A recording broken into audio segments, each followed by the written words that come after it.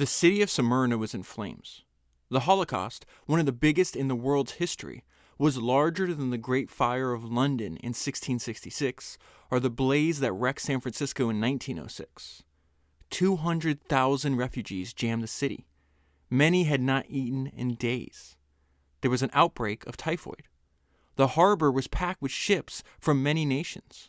Aggressive escapees of the flames swam to a nearby ship and attempted to climb aboard. They were beaten and shot.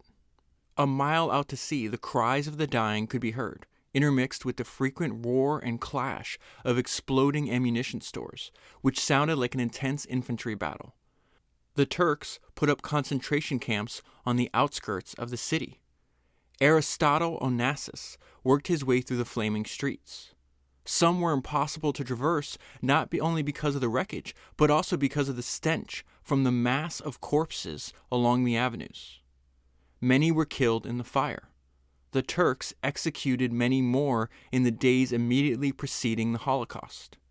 Hundreds of Greek men were taken from their homes and made to sit in the streets as the Turkish soldiers went systematically from man to man, slitting their throats.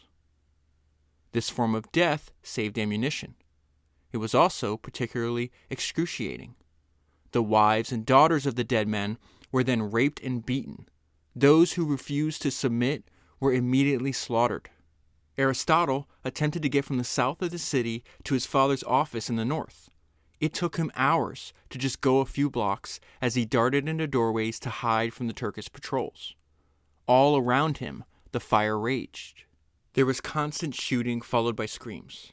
Aristotle hid in the bushes of a church. Nearby, a Greek priest was stripped of his garments and then blinded with a red-hot sword. The man was dragged to the large doors of the church, and soldiers crucified him by nailing horseshoes to his hands and feet. He died shortly afterwards. Aristotle realized that it was the same church where his mother and father were married. That is an excerpt from the book that I'm going to talk to you about today, which is Onassis, An Extravagant Life, and it was written by Frank Brady. And that was a description of a historical event that Aristotle Onassis lived through. He was around 16 or 17 years old at the time. It's known as the burning of Smyrna, also known as the catastrophe of Smyrna. It occurs towards the end of the Greco-Turkish War. And that is the major turning point in Onassis' life, where he goes from a privileged son of a very successful businessman to a almost penniless refugee in exile. And he has to actually flee to South America. So we'll get to that in a little bit. I want to jump right into the book. I want to talk about his early life. Starts off with his very, very close relationship. He was actually raised by his grandmother. And unfortunately, it's because part of this was also because his mom dies at a very early age. And so the book says, although he loved his mother and was close to her as a child, Aristotle was actually raised by his grandmother, a not so unusual occurrence where a Greek grandparent lives in the same house as her grandchildren.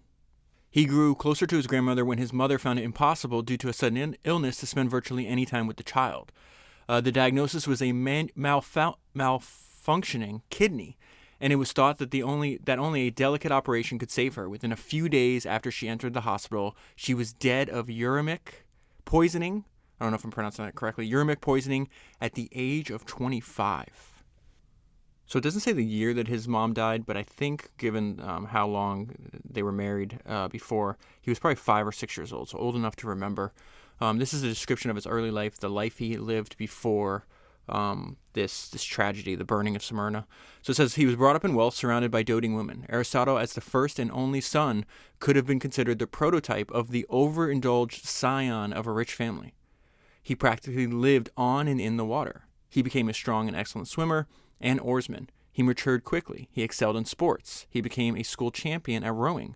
And under the tutelage of his father, took an interest in business. So this is actually, his father does something that's really, really smart here. And this is something that I see over and over again in these books. If you have a business, you should get your kids involved really early. It's not uncommon for me to read in these biographies somebody having a family business and the kid's 8 years old, 7 years old, 12 years old, doing whatever they can. Just it's a form of education is really the way. It's not like they're trying to use their kids as employees. They're trying to teach them, and that's exactly what Aristotle's father does. His name, they have great names in the book. Aristotle's name is Aristotle Socrates Onassis. So his dad was named Socrates.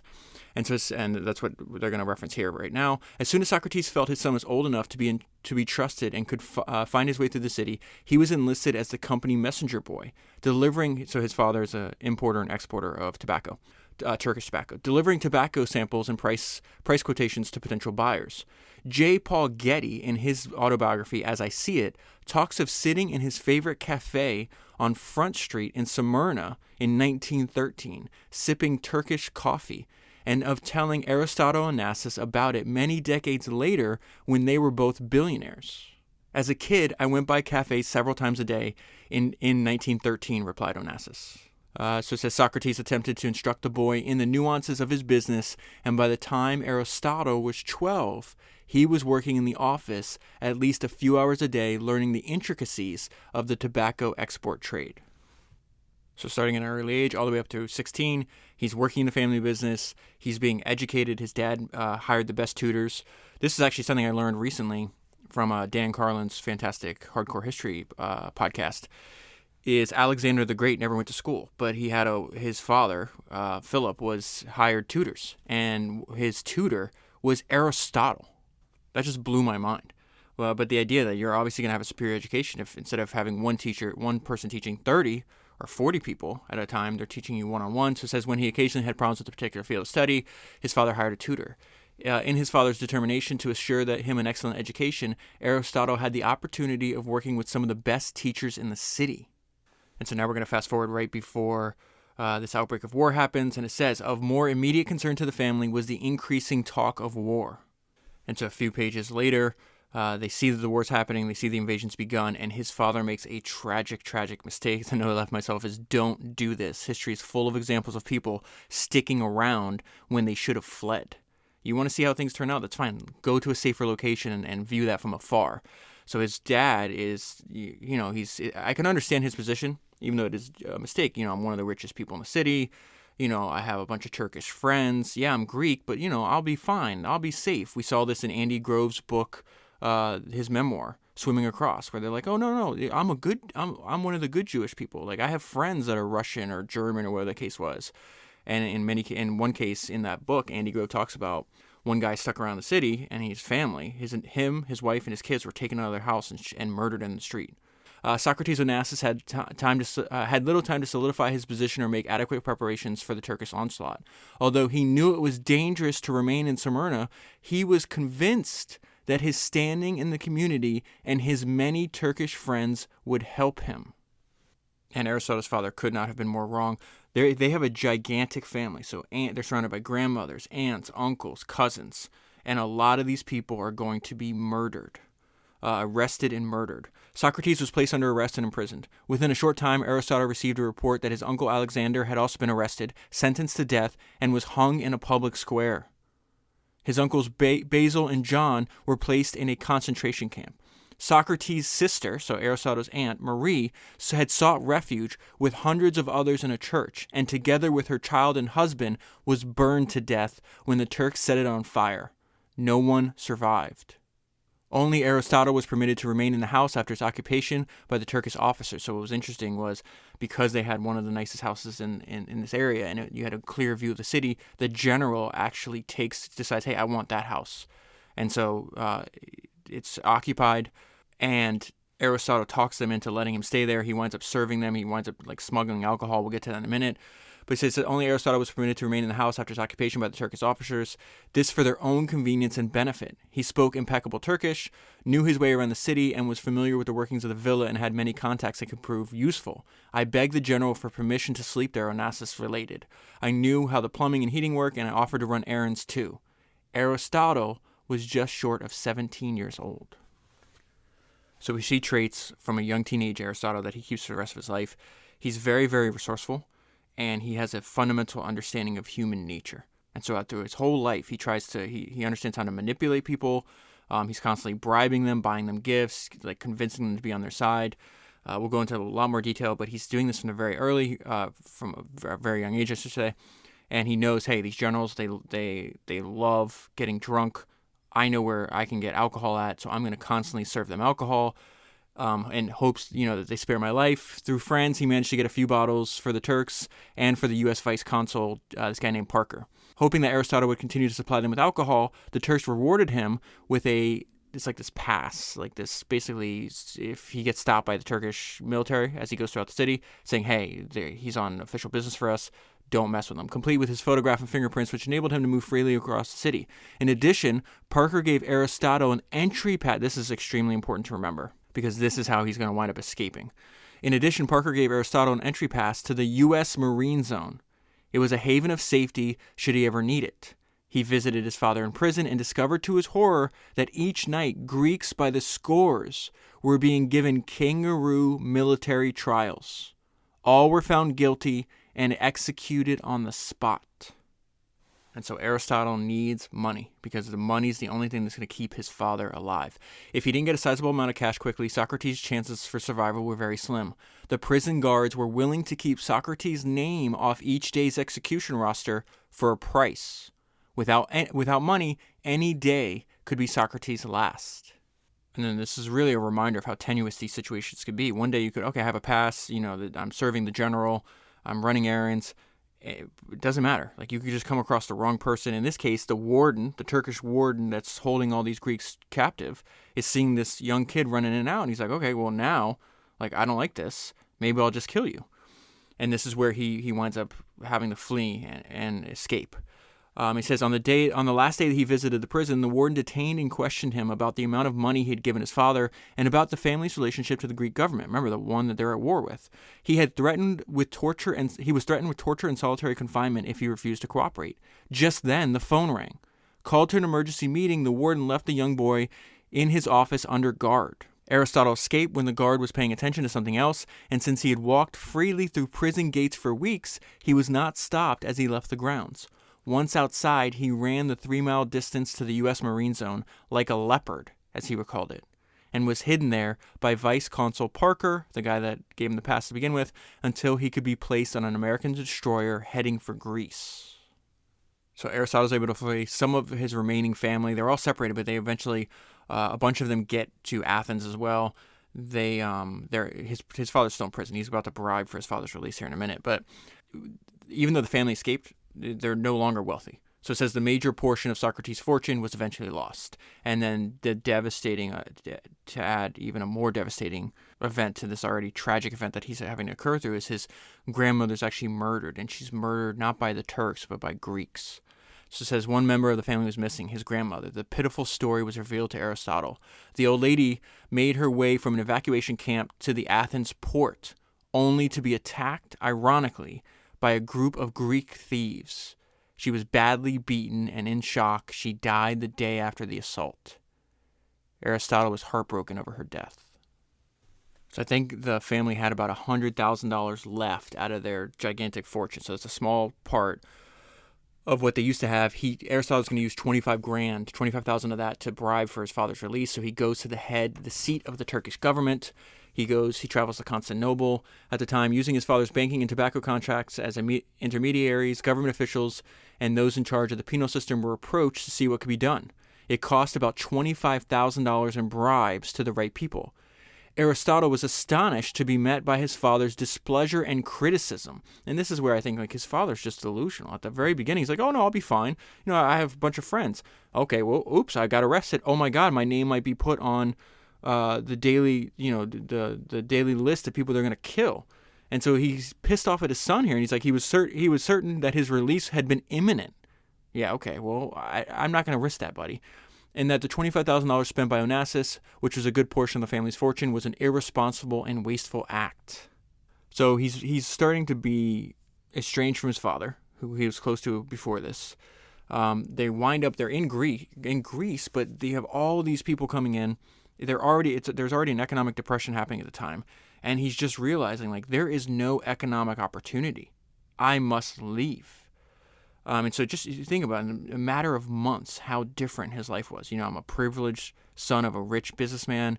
I live in this beautiful villa by the sea, and now he's about to flee to Argentina. So it says Aristotle did not quite know what to do with his life. There was an economic depression within the country with massive unemployment, no jobs, very little money to borrow to start a business, and no opportunities for a relatively inexperienced youth such as Aristotle Onassis. A number of the younger, impoverished Greeks who had come from Turkey began emigrating to other countries. Buenos Aires, Argentina, half a world away, was rich and cosmopolitan, and its growth offered many opportunities.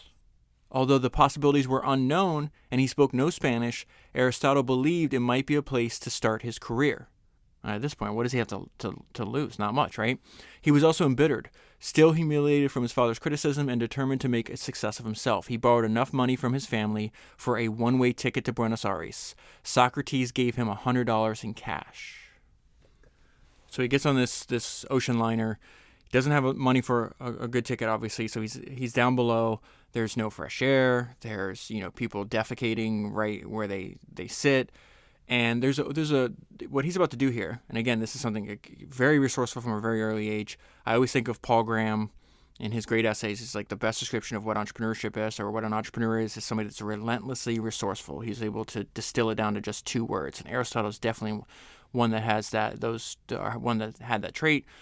But what he's about to do here, where he pays off a guy on the boat to be able to sleep just in the open air.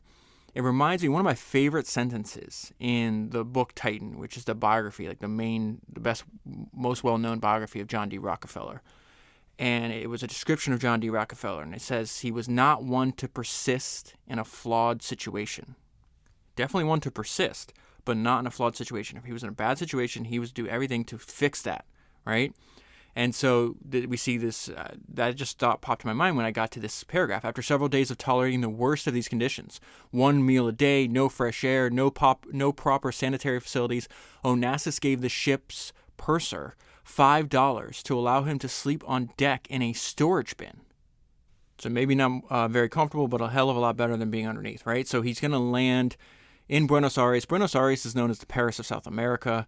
At least it was back then. I've been in a few different places in Argentina. It's a very beautiful country. Obviously troubled history, if you know anything about it. But it is very beautiful. It's very European. It's actually very surprising when you go to Buenos Aires. But this is a description of that. It says, the vivacity of the city seemed to promise the opportunity he was seeking. Onassis was already obsessed with the idea of amassing a fortune. So this is all about how he starts over in Buenos Aires. Remember, this guy builds by the time he dies, he's one of the richest people in the world. And really, there's nothing about his life story at 17, 18 years old that would lead one to believe that would be even possible, right? So it says Onassis had begun to haunt the waterfront area trying to find work, waking up early each morning, going persistently from one dock to another as the ships pulled in, joining the crowds of boys and men, waiting hopefully to be allowed to do the strenuous work of unloading the heavy cargoes. He did make some money working at temporary jobs. He would be a dishwasher. He laid bricks, and he would row people across the river. And really, the way to think about everything I'm about to read to you, because we're going to spend a lot of time here. There's a lot of highlights in this section. Is he's working all the time. He's pursuing every opportunity, and he's watching his costs. And it's funny because watching his costs, what's the subtitle of the book? An Extravagant Life. The guy had gold-plated everything. He's like the Greek version of Trump or something. But that happens later in his life. Aristotle applied for a job that very next day, was hired immediately, and given an intensive. So he winds up realizing that there's this massive technological transformation that's happening in Buenos Aires at the time, and it's taking place at the telephone company. So he hears from other Greek immigrants, "Hey, go apply for a job here." So he applied for a job the very next day. He was hired immediately and given an intensive 3-week course in the inner workings of the telephone company. All the telephones in Buenos Aires were being converted to an automatic dialing system, and there was a need for workers of all kinds. And so he is always going to pick up and try to do things that other people won't do. He'll work anytime he has opportunity to work overtime, anything that'll pay him more money. Do you want to work overnight because no one else wants to? Yeah, sure. If it's more money, I will do it. He has no choice at this point. Once he became adept at the work, he was on demand to work overtime past 5 o'clock at the rate of 1.5 times his normal pay. He was making over $40 a week. Remember, he came to the city. By the time he lands, I think he has $60 left. Okay, so that's quite a good amount of money. I think he's paying $7 a week or something for housing. So he's able to save a lot of money. He was quite frugal with his money and saved as much as he could. Whenever he saw the possibility for advancement to another level in the company, that could earn him more money, he applied for it. He immediately accepted the chance to work for the telephone operator on special night calls every night from 7 p.m. to 7 a.m. He kept the job for over 6 months. By working overtime and by spending very little money, he managed to accumulate a savings of close to $1,000. The achievement of this first financial success in such a short time, based on his own industry and prudence, encouraged Onassis to expand his horizons. Determined to build a business, he began to look into the commercial possibilities of importing Oriental tobaccos into South America. So that's what I was referencing earlier. Like, if you have a business, try to get your kids involved in any capacity, just for education. I mean, let's be frank. Like, if you could, under your tutelage in your business, your kid's going to learn a hell of a lot more doing that, real life skills, than they are in school, right? And so Aristotle, the fact that he was able to work in his father's tobacco business, 8, 10, 12 years old, all the way up till the tragedy he endured, 16, 17 years old, that's going to lay the foundation, because he's going to keep this day job for a long time. But then he's realizing, hey, let me read the sentence to you. I'll get to my point. Turkish tobaccos were unknown in Argentina at that time. Well, okay. People smoke tobacco all over the world, right? Onassis realized that. Well, we had access because of my family's business history. Like, we had access to some of the best, highest quality Turkish tobaccos. And people will always pay for quality. So why don't I try to import them from using the context of my family, using the experience and the education I have, into this new land that I'm in that's halfway across the world. No one else is doing this. And so exposing the fact that Socrates exposed Aristotle to that so young, he could have kept him just playing sports and going to school. But he's like, no, learn the business. This idea and this business that Aristotle's about to start is what's going to he's going to be a millionaire 6 years later, by the time he's 23 years old. How valuable was the education that his father taught him? Literally worth millions of dollars. And then if you think about he becomes a billionaire, that's the foundation for this future billionaire empire that Aristotle's going to do. And the way he does it's actually really smart. So anyways, I'm getting way ahead of myself. Let me go to where he gets this idea and basically he has to find an end. Like, how am I going to start doing this? And this is I think this is the main idea that I remember from learning from Aristotle Onassis. So all the way back on Founders number 84, I read a biography of him, and he was still alive when that biography was written. I think the book was from the 1960s. And and it smelled like it. If you've ever read an old book, you know what I mean. Like, you got to open the door. You need a draft in there or something, because the pages, they get real hard with the passage of time, and it's not a pleasant smell. But this idea, what he's about to do, where he's like, okay, I know I have a contact back home. I can import high quality tobacco. I need a buyer. I need a company in Argentina, right, that I can sell this tobacco to. So what he does is, and it's interesting now reading back on my highlights, because this is something he does later in life. Like, he doesn't spread himself thin. He starts off just trying to sell it going to all the tobacco buyers in Argentina. No one gives him the time of day, right? And so what he'll do later in life, and what he's about to do right here, is he just picks one person. I have one target, one lead. I'm going to pursue that person, and I'm not going to give up. So the idea is just focus on one completely, instead of spreading yourself thin. So he says, while still working at the telephone company at night, Aristotle visited tobacco companies by day, attempting to interest the chief buyers into giving him an order. Week after week after week went by, and he was unable to see someone in any authority in any company who could make a decision whether to buy or not. Eventually, he chose the one cigarette manufacturer that he believed might give him a chance. And what he did, and this is the thing I remember most from that book that I read, is he pursued him day by day. He just showed up. I think he followed him for 2 weeks. And eventually, the guy's like, dude, I see you every day. Like, what do you want? Right? Like, and this guy's an older, successful business person. You don't want to be annoying. That's what I'm saying. But, I'm sure that person, he's like, this guy, I at least admire your persistence. So it says, eventually he chose the one cigarette manufacturer that he believed might give him a chance. Although the buyer had already refused to see him, right? He stood outside the building each morning until he learned to recognize the company president. So he's going to the very, very top. He's like, I've already tried to sell to this company. The buyers are ignoring me. Let me go straight to the top. And so eventually they have a conversation on the street, and it says, Aristotle explained that he had samples of some exciting new tobaccos, and he had been unsuccessful not only in gaining an order, but even seeing anyone who could or would make a decision. So the president, his last name's Guyana, I think, Guyana. Guyana was impressed with Aristotle's sincerity and arranged a formal meeting for the next day with the head of the purchasing department. So I'm always amazed when I see like these young, smart college students, right? Usually, I mean, you don't have to be a college student, but this is the thing that pops in my mind. When people are looking for jobs, right? They're just fresh out of college, not sure what to do.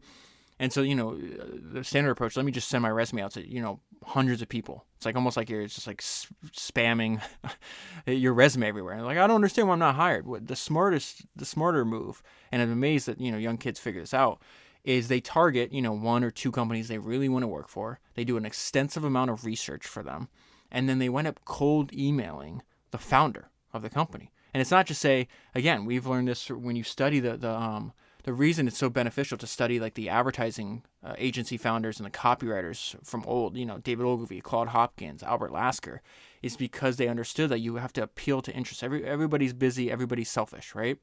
And so if you just email them saying, "Hey, I just graduated, hire me," I was like, no, that's based on like your own selfish desire. You have to serve those people. And so what I'll see is like they'll study the company.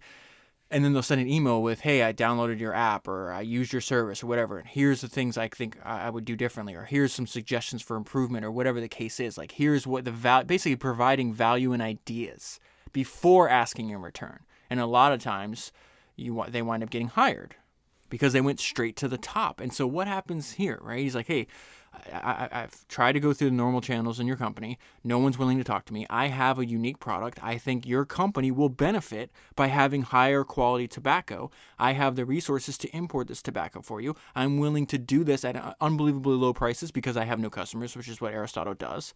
And so I'll make lower margins, but I need basically you benefit because I'm charging you less, and I benefit because you're my first customer, right? And so what happens is the president, the guy running the company, the person that has the ability to say, "Hey, take this meeting with this young kid." What is the difference if you just go and you wind up getting a meeting with the buyer, right, yourself through the normal channels? That's one way to do it. Okay, Aristotle tried that way, it did succeed. Now, what does this guy say? This guy says, "Okay, I'm impressed with your sincerity. I'll arrange a formal meeting the next day with the head, the person that's in charge of my purchasing department." It's coming. It's not coming from below. It's coming from the top. I'm not just a guy coming up, "Hey, I have something that might benefit your company." No, the president of the company said, "Hey, meet with this dude." What do you think is going to be the result? A buy. A purchase order. Oh, this guy must be special. The president's telling me to meet with him. Okay, well, even if you didn't like what he was selling, you're probably still going to buy. You probably do an order because the president told me to meet with him. The result was a sale. $10,000 worth of Turkish leaf was purchased. So he's making $40 a week, busting his ass, working overtime, working at night, and he just got a $10,000 order. So that idea is just stuck with me. If you're ever in a situation like that, don't focus on one person. Don't spread yourself thin. Really think about what you're doing during the next 2 years. Still working at the telephone company and cautiously maintaining his expensive lodgings, Onassis continued to import tobacco into Buenos Aires. $2 million over the next 2 years he imported. His personal profit was over $100,000. So think about that. If he would have just stayed at his job, in 2 years, he made, $40, that's what, 20, he made 48 years of income. Because if you're making $40 a week, that's 2,500 weeks. He made 2,500 weeks of income just by importing this in 2 years. So it says then he took that money, and again, this is something he's going to do over and over again. He's like, all right, well, I'm importing tobacco. Why don't I try to make cigarettes as well? He's importing tobacco for cigarette makers. So he says, he's like, okay, I could do this myself. He winds up, his cousin's over there too. He says they opened a small shop to manufacture their own luxury brand of cigarettes. So he understood about the importance of differentiation. He wrapped his cigarettes in attractive gold foil before packaging. The cigarettes were very expensive. They were extremely mild, and they were tipped with rose leaves. He sold them mostly to women, some of who were taking up smoking for the very first time. So by this point, he has quit the telephone company. He's importing tobacco, right? And then he's making a good amount of money being an actual cigarette manufacturer himself. He's got like 30 people doing the actual work and making the cigarettes. But the problem is a flood of new companies come into this market. You can hand roll cigarettes. It's not that difficult. There's a low barrier to entry. And so he's realizing, the profit I was able to get out of this is very short-lived. Now the competition is driving down prices. So he does another thing that we see over and over again. He's like, okay, I need to figure out what is the best use of my time. So he's going to focus on his most promising business. And right now he's going to ditch the cigarette manufacturing just to focus on tobacco importing, right? Eventually he's going to make so much money in ships. He's like, I got to close my tobacco, even when it was profitable. He'll close down a business because he realizes, like, I can make 10 times, 100 times, 1,000 times as much money in shipping as I can in tobacco. So it does not make sense for me to spend any of my time doing this. Another smart, again, he's got very good intuition. So no less than myself on this page, something I just told you, focus on his most promising business. He does this throughout his career. His efforts in cigarette manufacturing, although they had expanded greatly from the beginning, were no longer profitable. There were hundreds of small manufacturers throughout the city, each attempting to garner the other's customers, and the competition and price cutting were fierce. Eventually, he decided, I'm going to concentrate entirely on importing tobacco and other products. So he's an importer and an exporter, right? And he is a customer of these giant shipping concerns. He's like, why are these guys that own these shipping concerns, these shipping businesses, so wealthy? He's like, well, why don't I do what they do? So he winds up befriending one of them and learning a lot. And then he does another smart thing I'll get to in a minute.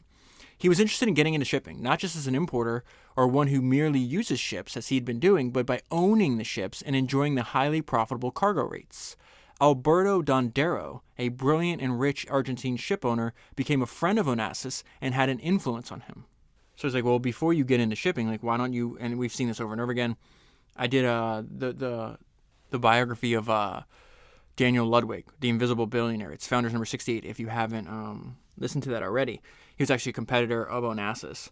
Very, very different than Onassis, like almost basically the complete opposite. But the reason I bring this up is because a lot of these, before they get into and own these giant shipping companies and actually make money in cargo, they flip ships at the very beginning. That's how they learn about them. And so that is what Onassis is going to do here. His friend Alberto knows about this small tanker that sank. And a lot of these can be, like, you can take them back out of the ocean, have them repaired because they sell at, like, salvage rates, and then you could find a buyer. And so it says a small empty tanker had a half sunk and was available for sale for $10,000. So Onassis found that the repair costs would be within reason, and then, with the advice of Dondero, determined that comparable ships were selling for at least 10 times the amount it would cost him to put this one in order. Within a matter of days, so he buys a ship. Within a matter of days, the ship was afloat, and a week later, Onassis sold it.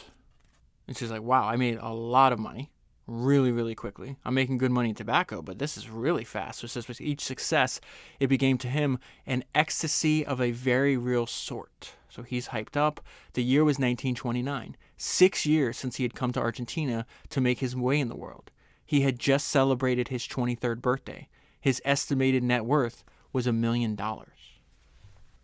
So he decides to go home to visit his family, but that is not the actual real reason. He has to go because there's a chance that a new law passed in Greece would actually put him out of business. So this is a lot can change in 6 years. Coming home so his business isn't taxed to oblivion.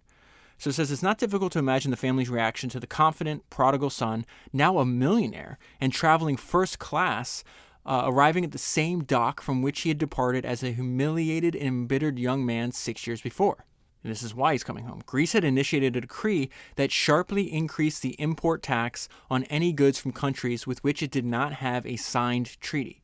Argentina was one of those countries. In retaliation against the Greek tax, Argentina raised its import tax, which is exactly what, so that's going to affect Onassis' business, right? It raised its import tax to such an exorbitant extent that Onassis might have been driven out of the business if the situation had continued. So this is also talks about the boldness, and that's another term that Onassis uses over again. He's like, you have to be bold.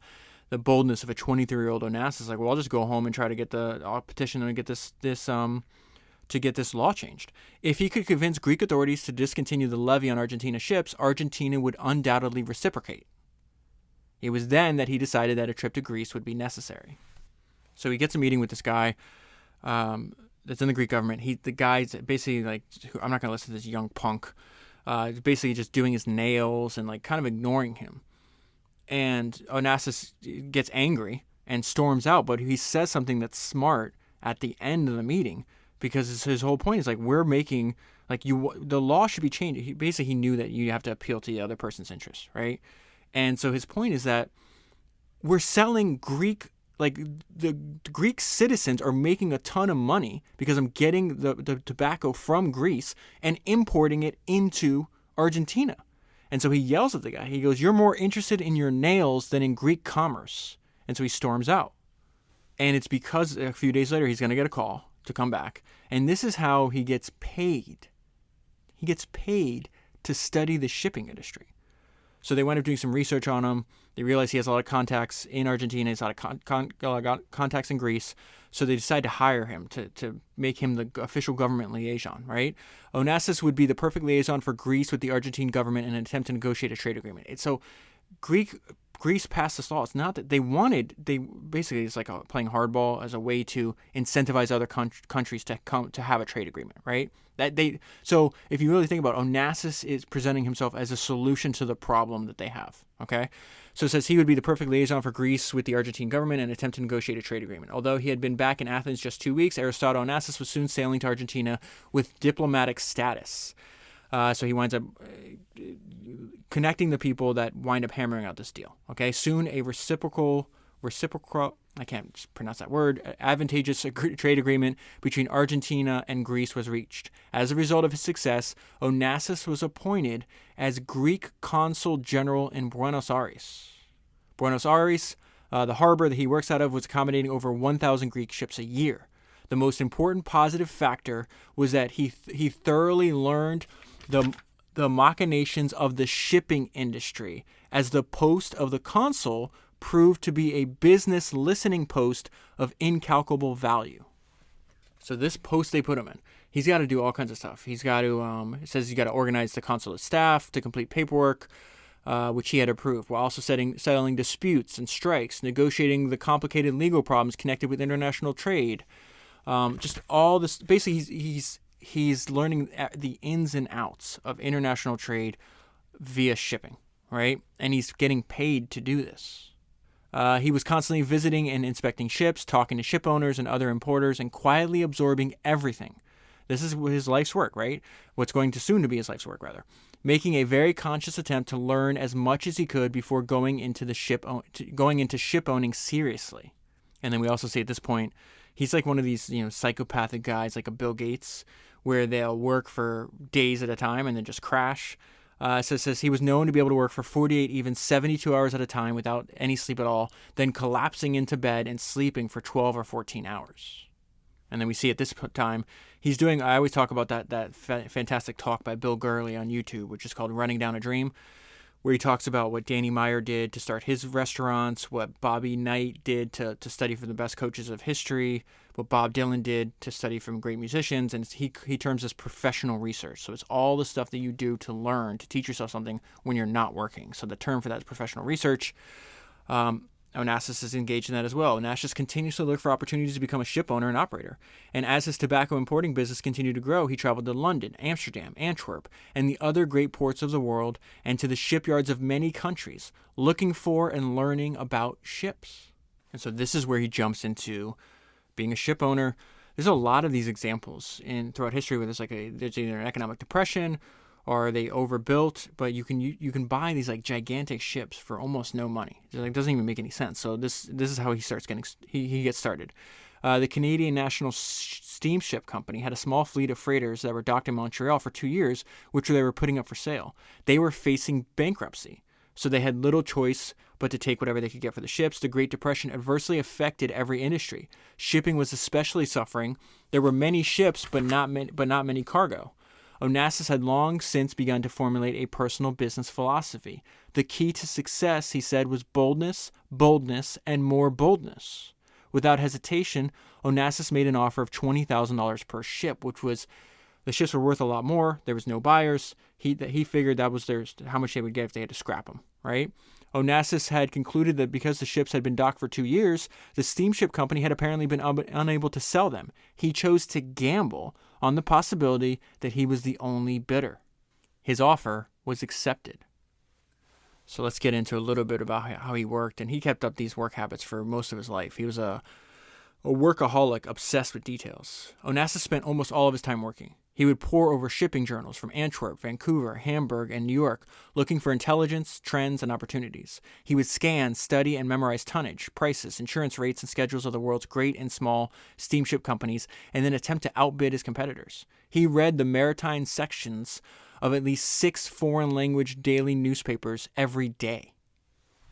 That part reminded me of Warren Buffett, where he, at one point, I mean, he probably still does, but he'd read so much that he'd be able to. He had a mental picture in his mind, a mental image in his mind of every single public company that was available in America.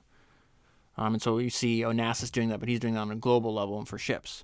One thing about Onassis, and I'll go into more detail because there's like one sentence in this book that I feel like summarizes who he was as a person, and he's got a lot of he's not a good guy, or he's not all good. He's a very complicated person. And towards the end, like, he does some just disgusting things. He winds up getting indicted for corruption. He winds up beating his wives. I mean, there's like a lot of gross stuff in this book. I'm not trying to excuse that behavior by any means. But I thought about that. I started getting disgusted by some of what this guy. There's a lot of selfishness in his life, I guess. The important part is, like, the thing of reading these books is sometimes I hear interviews with other entrepreneurs, like modern day entrepreneurs, or other podcasts, and it's just like, this is not all like roses and happy times, you know? A lot of these people are just straight up ruthless. And I feel like the interviews, they mischaracterize what, the real world was like, especially the world of business. Like, one of the things I learned from Ed Thorpe, who was like my personal blueprint in life, that's Founders number 93, he said in the book, like, he's 80 something years old writing that book. He's like, listen, if there's an opportunity for a human to make money or to grab some kind of advantage, like, there is inevitably corruption in that situation, no matter what it is. And in case of gambling, he talks about Wall Street. If you remember in that book, he was looking at Madoff's return. He's like, this guy's clearly like lying and scamming. And that was like a decade or 2 decades before Madoff wound up getting, admitting to the Ponzi scheme. But I guess, like, the benefit of reading a biography is, like, you get an accurate representation of what human nature actually is, not what we want it to be. And I think where we have, people in modern day giving interviews, like, they're only giving us the good parts. The books give us the good parts and the bad parts.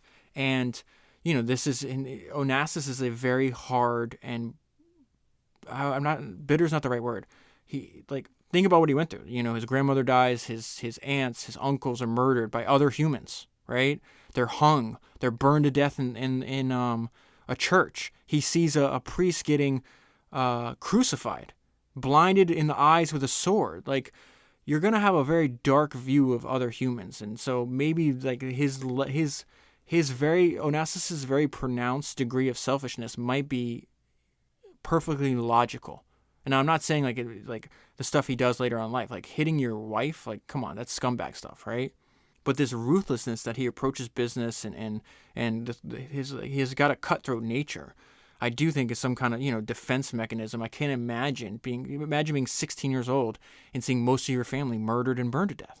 I don't think that's something you get over ever. I think that's something you carry with you through your whole life. And so one way to understand Aristotle is like, I'm only doing things for my benefit. And one of that was, he considered himself Greek, but he didn't really believe in the idea of a country or religion. Like, his religion, he believed in Aristotle Onassis. That's basically it, and that's where it stops. There's actually a quote in The Difference Between God and Larry Ellison. It's a quote from the movie Citizen Kane, which is obviously written about William Randolph Hearst. I'm going to read it to you because I think it applied to William Randolph Hearst. It applied to Larry Ellison. I think it applies to Onassis. It applies to a lot of these people. But it says, you want to know what I think about Charlie King? Well, I suppose he had some private sort of greatness, but he kept it to himself. He never gave himself away. He never gave anything away. He just left you a tip. He had a generous mind. I don't suppose anybody ever had so many opinions, but he never believed in anything except Charlie Kane. He never had a conviction except Charlie Kane in his life. And I think that quote It's a fantastic writing, fantastic quote that I think about all the time. But that quote popped into my mind several times where I'm reading this book. Like he believes. The note of myself on this is avoiding taxes was his religion, but really, like, he believed in the religion of Aristotle Onassis.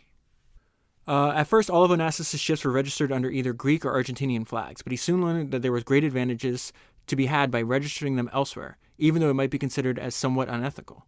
Onassis began a practice of registering them under so-called flag of convenience. This guarantees that he would have to pay little or no taxes for any profits he made from those ships, and it saved him money by lowering wages for the crews and by reducing safety standards.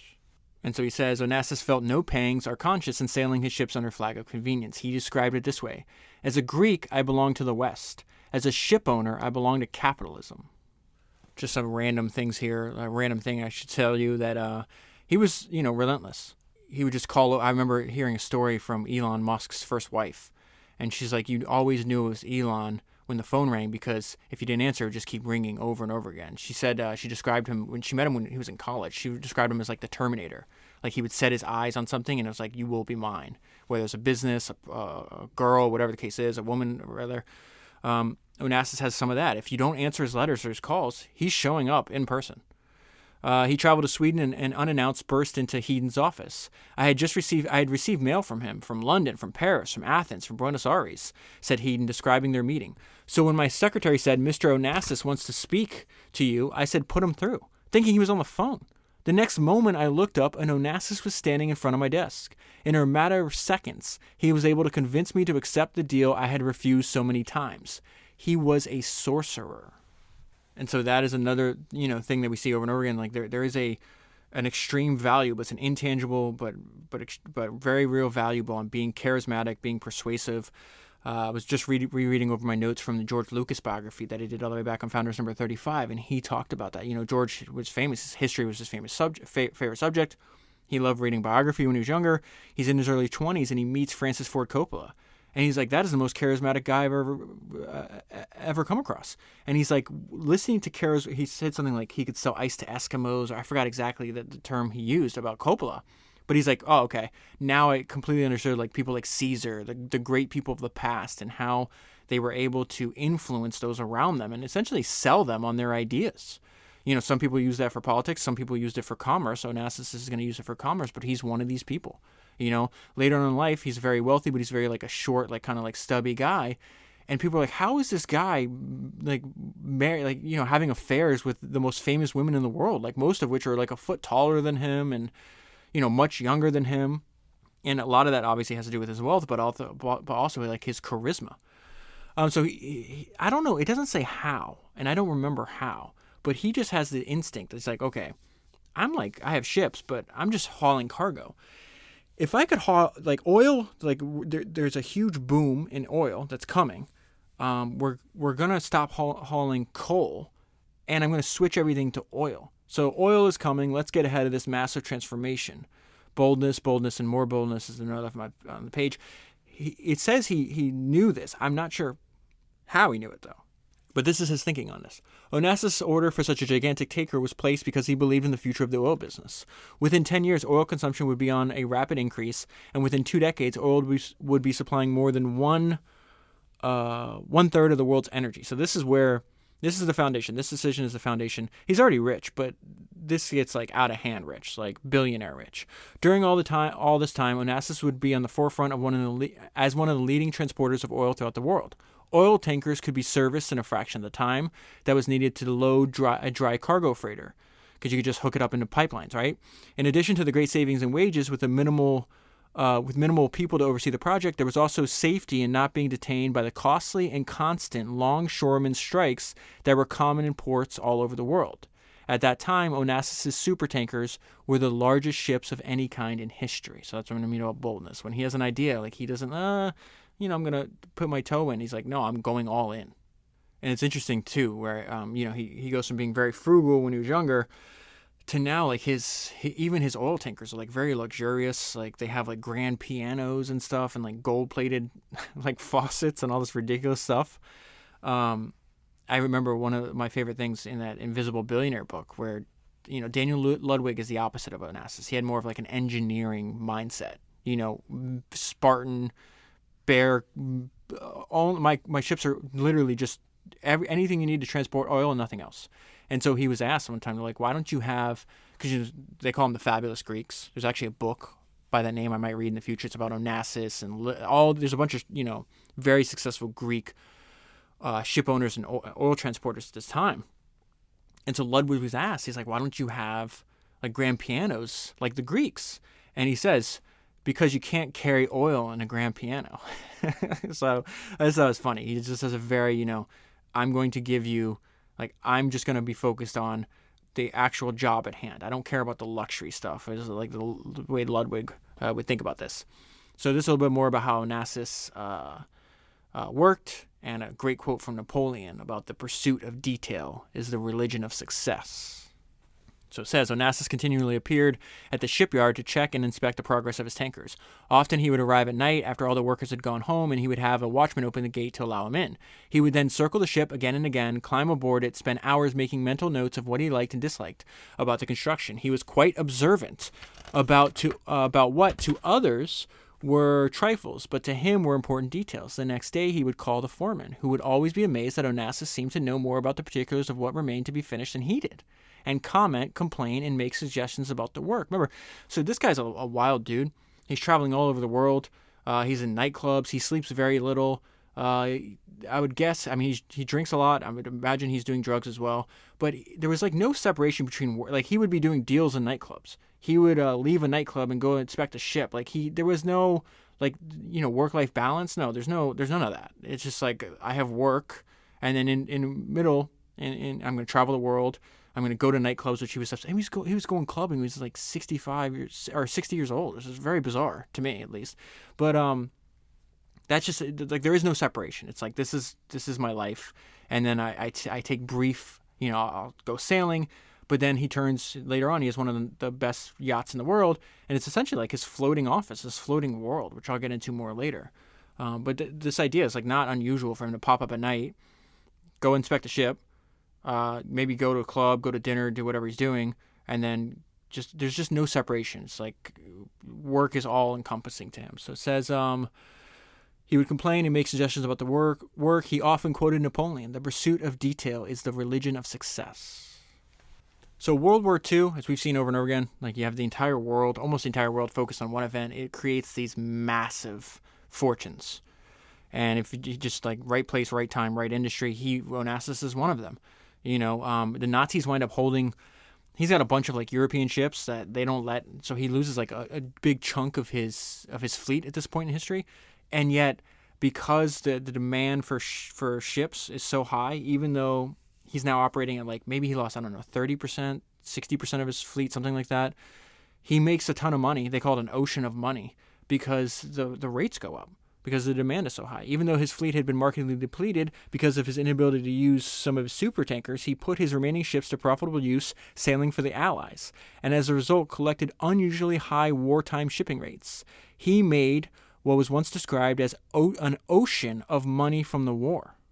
And this is what I meant about focus, because at this time, this is where he's like, all right, I'm closing my tobacco business. Despite the fact that he was realizing handsome profits from tobacco, in 1942, Onassis suddenly moved his entire operation to New York, closing down his tobacco operation and concentrating all of his efforts on increasing his shipping interests. By the end of the war, by the time the war was over, his fortune was estimated to be $30 million. He is 39 years old. So a real important thing to point out to you is Onassis is not the first one to do what he did. There are a ton of he made friends with this Argentinian ship owner. He just saw and that, I think that's very instructive. It's like, I don't have to, sometimes you think, oh, other people are doing this, I can't possibly do it too. It's like, no, you probably can. At least there's demand for it, So not only is there other people, there's Argentinians doing this, but there's other Greek, he winds up marrying into this family of a guy at this time that is way more successful than him, and he winds up marrying into him and doing business with him and learning from him. So Onassis is almost 40 years old, and this is where he's going to marry into. This is an introduction into this guy named. Oh my goodness, these Greeks have the best names. Stavros Livanos, and this guy is actually going to marry two of his daughters off to one to Onassis and one to another one of another like Greek shipping, up and coming like Greek shipping magnate. And then they wind up having like this, they do Onassis and this other guy, Nicaros, wind up doing business, and then they also hate each other. It's bizarre. Okay, so he says his sisters are telling him, like, you need to marry a Greek girl.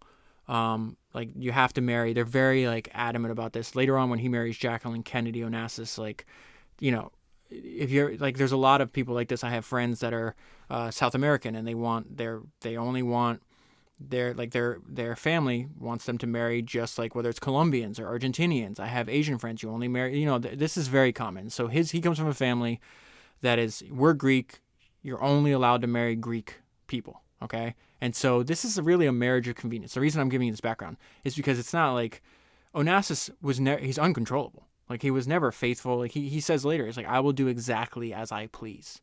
That is the one sentence summary of Onassis, right? And so he's going to marry into the family, and this is going to be the mother of his children and everything else, but it's just like Onassis only has one religion, and that's himself. So you marry a Greek. Onassis needed no convincing because he was already begun spending time with Tina, who was 17. He's 40. Like, you read these books and you try to put yourself into these positions, and I'm like, I just don't know what this guy, Tina's father, was thinking. I could never imagine trying to set up my daughter with a 40-year-old. Right? 17-year-old daughters, I don't know. She was 17, and he was also spending time with Eugenia, which is a 19-year-old. The two daughters of Stavros Livanos, who was the owner of the largest private fleet in the world. At that time, Livanos was so wealthy that he could check this out. This is a wild sentence, right? At that time, Livanos was so wealthy that he could have easily acquired all of Onassis' holdings for cash without markedly tampering with his own assets. Not only did Livanos control a vast shipping empire, but he had spent many years on the sea himself. So this is one of those guys that, back to that old Sam Zimuri quote, if you know your business from A to Z, there's no problem you can't solve. How Sam started out peddling like, you know, rotten or almost rotten bananas. He knew by the time he owned his own banana company, he knew every single aspect to the banana business, right? Which was a huge advantage when he competed against people that just came up and never worked in a plantation, never sold bananas. They just happened to be executives in a banana company, right? He kicked their ass up and down the street in that book. But Livanos is one of these guys. Like, his whole life was the sea and shipping. He had spent years on the sea himself, first as a deckhand, and finally as captain of one of his father's ships. He held a master mariner's certificate, and nothing pleased him more than to talk for hours about ships and the sea. He liked Onassis except for one strong reservation. So this guy would love Daniel Ludwig, because what I'm about to tell you. Livanos was paranoially opposed to any kind of personal publicity. And although he was besieged by reporters from all over the world eager to do a profile on him, he never consented to do an interview. If you remember the book The Invisible Billionaire, Daniel Ludwig hired a PR firm to keep his name out of the papers. The exact opposite of what most people hire PR firms for, right? Onassis, conversely, was interested in personal publicity, and he welcomed most opportunities to gain stories about himself in the press. Livanos went to great lengths to avoid publicity. So this fundamental idea, though, he takes that idea of oil is going to be really important. I'm going to build up the largest fleet, largest ships, largest fleet. I'm going to go after every single oil contract in the world that I can. That's basically what he does for the rest of his life, right? And he does that for multiple decades. He's going to die 68 years old. He figures this out when he's about 38, so he's got 3 decades of building, in some cases, like anytime there's like kind of disruption in shipping channels throughout the world and oil production throughout the world. In 1 year, he makes like $100 million because when the Suez Canal is blocked. But he also is, he's corrupt for sure. Like if he doesn't care about laws, he'll try to avoid taxes, does all this other stuff. So he winds up being arrested for corruption. This has to do with like buying. The U.S. after World War II was trying to unload like the Liberty ships and all these other, like they had accumulated this large fleet and now they're selling it. There was laws at the time that, they had to be under American ownership. He sets up all these shell companies and he basically like finds ways to violate the law. And he winds up getting arrested for corruption. He's going to wind up like paying fines and not spending time in jail, but he does go to jail. So it says on I think he's in like Athens at the time, and he gets this. There's like this press release that there's arrest warrants he's being indicted for corruption. And so him and his brother-in-law, Nicaros, and other 18 other corporations are named in this indictment. Nicaros is like, I'm staying in London. I'm not. And Onassis makes the mistake. He's like, I'm going to show up in person. Remember I said earlier, like he has this habit of just showing up in person. So listen to what happens. I'm just going to bring this up. But he shows up in America. So it says Onassis wanted to confront the U.S. government head on. When Onassis received no response to his telegram, remember, if he writes you letters and he calls, you don't respond, he's showing up in person. He barged into the Attorney General's office. I want to know what this indictment is all about, he demanded. Let's have a showdown here and now. The Attorney General excused himself, left the office, and returned with a U.S. Marshal who placed Onassis into custody. He became one of the richest men in U.S. history ever to be arrested. And so the reason I bring that up is because later in his life, he pleads out, pays a fine, they turn over ownership, like 51% ownership to American corporation, the stuff that you would expect a really wealthy person that has access to the best attorneys, and most likely, bribing politicians to do, right? The reason I bring this up is because this haunts him for the rest of his life. He winds up being really good friends with Winston Churchill, which was really surprising. One of the most surprising things I learned when I read the first biography of Onassis, when he marries Jacqueline Kennedy, same thing. They're like, the American politicians go and start having speeches on the floor of Congress. Her family talk about you can't marry a foreigner that's been indicted, et cetera, et cetera. So that's something that follows him around for the rest of his life. I'm fast forwarding way into the book towards the end of his life now because most of it is just the expansion of that one idea, right? And I'm way more interested in like how people get their starts in the beginning of the career than he's already super super wealthy and just kind of diversifying into all these other business classes, shipping. Gets into whaling, does all kinds of other stuff like that. But this is an idea that I've seen pop up over and over again. He's going to take it to an extreme. But I do think when you ask people, when you are able to survey entrepreneurs, like why do you do what you do? Like why are you working for yourself? Why don't you go get a job? And it's usually people think it's about money. Mostly it's about control. It's about having control over how you spend your time. Basically, a company is like building your own little miniature country or miniature world, right? That you get to design. And a lot of them, like I thought about Stephen King recently, Steven Spielberg. There was a lot of echoes in those last two books I read, but about the idea that they didn't really like the world they were in, so they built their own world. And some of that, to some degree, is figuratively. In Onassis' case, is literally. So he builds a world within a world, and he has this floating yacht called the Christina, which is named after his daughter. And it says, from the first time of the maiden voyage and for the remainder of his life, Onassis spent more time on the Christina than in any of his houses, apartments, or villas spread throughout the world.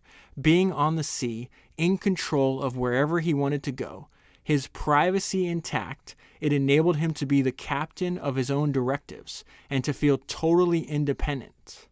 For Onassis, the Christina was truly his home. Once, when asked out of all of his houses where he preferred to live, he snapped, "The Christina, of course." And so think about like a combination of a floating mansion and floating office skyscraper. He's running his entire business from there. He's on it all the time, moves from port to port. He's constantly he cultivates. Remember, he's a very manipulative person. He's a very charismatic person. So he will cultivate relationships with people. And it's hard to tell how many of them are genuine. I have a feeling that his friendship, his close friendship with Churchill towards the end of Churchill's life is actually genuine on Aristotle's part. Because Churchill was one of his heroes. He's greatly admired what he was able to do during World War II, right? But a lot of this, to me, when I'm reading this, is like he just collected people that were could serve him or could help him in some way or form. But this idea of, I kind of went off a tangent there, I didn't mean to, but this idea of like creating your world within your world, your own world within the world is very interesting to me. It's something that pops up in the books over and over again. Again, it doesn't have to be on a 300-foot yacht or whatever this is. But I do think it is a very powerful idea, and I think usually at the center of these worlds is some kind of company that you own or control or wealth that you're able to generate through investments or whatever it is. That usually comes first, right? Let's go a little bit about this Churchill. There were some occasions when the number of guests were strictly limited because he'd have, princes, royalty from all over the world, the richest people, the most famous people. Like Onassis in his day was one of the most well-known, especially when he married Jacqueline Kennedy. Like one of the most famous, and not only is one of the richest people on the planet, when he was alive, he's also one of the most famous. So every single person you could possibly imagine every politician from countries all over the world. He would take them and expose them to unbelievable luxury on the Christina. So it's his home, it's his office, but it's also a way to buy influence with very powerful and rich people. Churchill being one of them. There were some occasions when the number of guests were strictly limited. You could fit tons of people in there. But when Churchill's on board, my focus is on Churchill. However, that was whenever Winston Churchill and his wife were aboard. So the first time Churchill met him, this is what Churchill wrote in his diary. I met a man yesterday called Onassis. He is a man of mark. And so this is where the author does a great job here in this one paragraph, just comparing and contrasting Onassis with Churchill. So people did not understand their relationship. And it says, to many, the closeness between Onassis and Winston was difficult, if not impossible, to understand. Churchill, undeniably, was one of the greatest public figures of the 20th century and one of its best educated and most brilliant. He was a statesman and a leader of the highest order. First minister to the King of England, a Nobel Prize winner not only for literature but for oratory as well, Churchill was one of the world's grand old men, revered not only by the British but throughout every Western country. What did he have in common with Aristotle's Socrates Onassis? Admittedly one of the world's richest men, but also a man who had been indicted and found guilty by the U.S. Justice Department, a business tycoon who used somewhat unethical practices to amass his fortune, and a man who had carved out a reputation as a consummate playboy. And so they talk a lot about the Christina, and really the way to think about this is not only with his shipping empire and everything else, but he built his own world. He built a world within a world. I know I'm repeating myself, but this, again, I just think that pops up over and over again. Onassis, with his own airline, his own fleet, his houses all over the world, was sovereign of his own personal kingdom. She was, I need to pause here, tell you what's happening. He's trying to seduce Jackie Kennedy before JFK was killed. She's on cruise with him. There's a bunch of people. It's not just her. It's like her whole entourage and stuff. And so this is a description. He's, again, really, his ethics are just whatever is beneficial to himself. She was amused and fascinated at his seemingly unending supply of anecdotes, and was impressed that even on their cruise, he was able to constantly conduct and control his businesses throughout the world. Cables and telephone calls from heads of state and the presidents of the world's largest corporations arrived demandingly, and Onassis, sometimes even between dinner courses, dictated replies and returned calls that had multi-million-dollar implications. Whereas Jack Kennedy ruled a country, Onassis seemed to rule the world. Their Christina was busier than the Oval Office. So after JFK was murdered, she continues to spend time with Onassis. This is before they're married, but really this is a description of what it was like being around Aristotle Onassis. This cult of personality, this charisma that I've been trying to explain to you. That's apparent in the book, and that does have an intoxicating effect on other people. There was a certain charm about Onassis that she found fascinating. Onassis was a born orator, and Jackie would sit and listen to him spin off tales and stories, often racy tales, by the hour. She was never bored with him.